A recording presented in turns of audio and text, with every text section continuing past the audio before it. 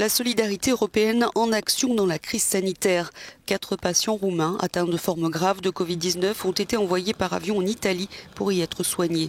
D'autres pays européens, comme l'Allemagne et la Hongrie, ont proposé leur aide, conscients que le système de santé roumain est sur le point de s'effondrer. Au cours des dernières 24 heures, le pays a enregistré plus de 400 décès. Phénomène récent, conséquence de la réouverture des frontières aériennes des États-Unis, la Croatie est devenue une destination populaire auprès des Russes. Ils sont de plus en plus nombreux à choisir Zagreb pour recevoir l'un des vaccins approuvés pour voyager. Le vaccin russe Sputnik n'ayant pas été validé ni par les autorités de santé européennes et américaines, ni par l'OMS. Non seulement les Russes, mais tous les étrangers viennent se faire vacciner ici. Il y a une file d'attente spéciale.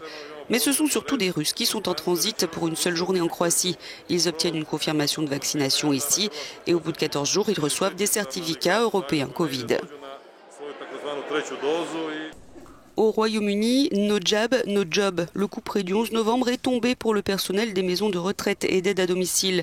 32 000 employés n'ont pas été vaccinés et vont donc perdre leur emploi, laissant les maisons de retraite déjà en manque de personnel en difficulté. Et puis en Allemagne, les célèbres marchés de Noël risquent d'être annulés pour la 2e année consécutive en raison de l'augmentation des cas de Covid-19. En France, à Strasbourg, ils devraient être maintenus.